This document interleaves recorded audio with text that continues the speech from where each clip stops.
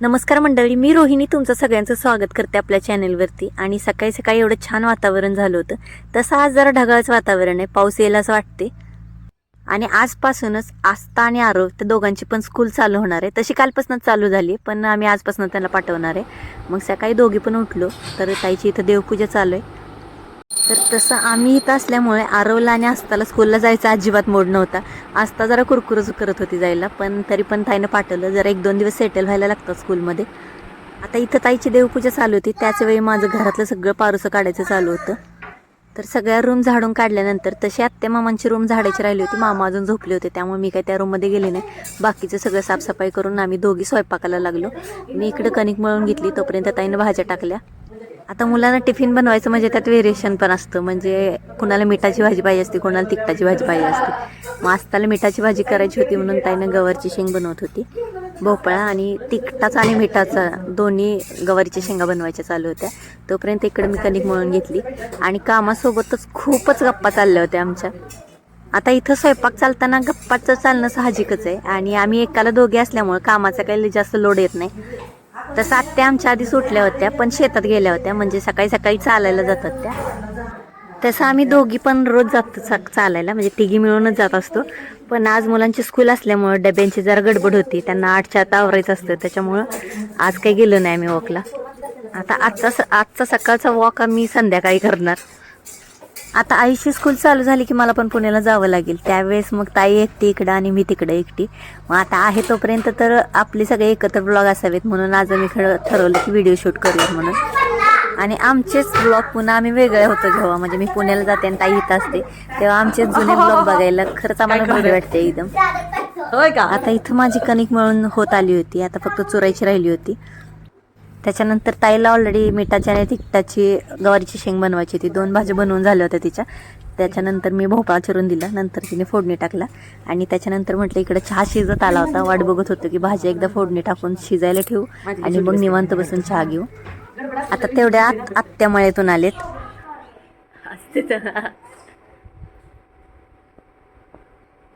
काय नारळ, अयो भाज्या आणले तांदूळशाचे. या बनवूया.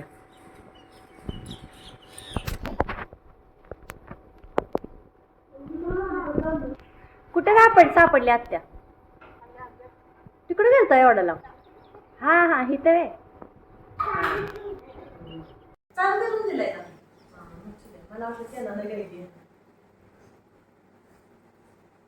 तुझं माझं एक काम झालं, रोज तू तीच कानाचं घालायचं, रोज मी तीच घालायचं. आता म्हणजे सोन्याचं आठ ठेवले की बारकं काढायला घालायला येतोय ना मग सगळे जण दिसते ती. आज मम्माच्या जवळ घे, परत तसाच माझ्याकडे आण. हा परत माझ्याकडे घे, माघारी जा, माग जा. दिदाला तर काढू दे. आता इथं आयुष्य ब्लॉगिंग चालू होती बरं का. तो कॅमेरा धरत होता, आम्ही त्याला गाईड करत होतो आणि तो शिकतोय बरं का थोडं थोडं. आता आत्या घरात आल्या होत्या. इथं फ्रेश एकदम तांदूळशाची भाजी. आत्याने अजून आंघोळ केली नव्हती, त्यामुळे आत्यानं चहा घ्यायचा नव्हता. आंघोळ झाल्याशिवाय त्या चहा नाही घेत. फ्रेश आहे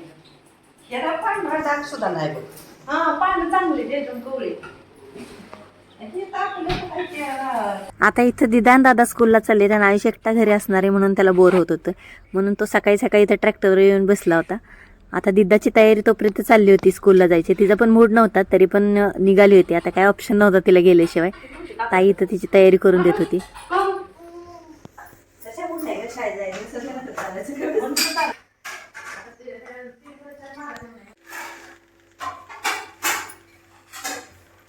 ताई मुलांचं आवरून घेत होती, तोपर्यंत मुलांच्या टिफिनची तयारी चालू होती. म्हटलं भाज्या तर झाल्या होत्या, चपात्या पटकन बनवून घेतल्या.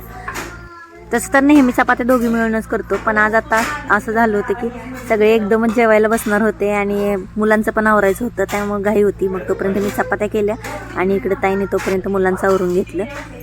आता आंघोळीला ऑलरेडी नंबर असल्यामुळे ना आत्यानं काही नंबर भेटला नाही आंघोळीचं. तोपर्यंत आत्या इथं टेबलवरचं साफसफाई करून घेत होत्या. मुलांचं बॉटल भरून देत होत्या, कारण आता खूप दिवसातनं शाळा असल्यामुळे धुवून भरायच्या होत्या. आणि ताईनं टिफिन भरून घेतला होता.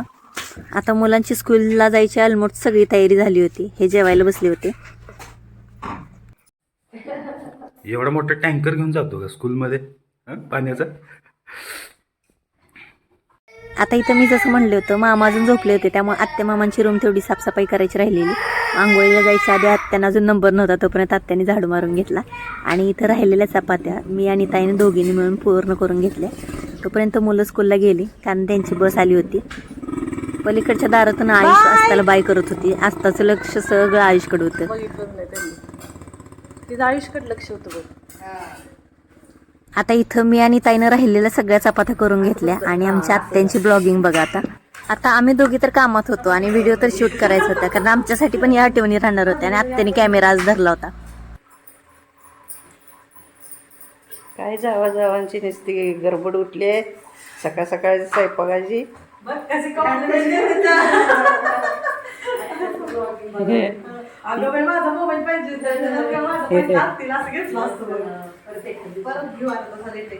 मुलं शाळेला गेली तयार टिफिन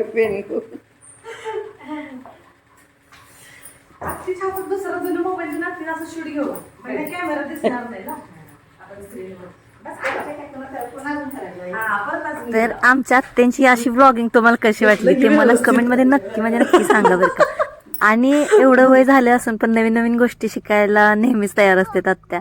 आणि मात्र आयुषला मात्र लय बोर होत होता आज, कारण आस्था आणि आरो दोघं पण स्कूलला गेलेत आणि त्याला त्यांची आठवण येत होती. आता याला बोर होत होतं म्हणून तो पप्पांच्या मागे, म्हणजे आरो त्याच्या काकांना पप्पा म्हणतो, जसं दिद्या दादा पप्पा म्हणतात ना तसं. तर भैयांच्या मागे गेला इकडे शेतामध्ये. आता इथं भैयासोबत शेतामध्ये थोडं फिरून आल्यानंतर घरी आला, जेवण केलं आणि तो झोपी गेला.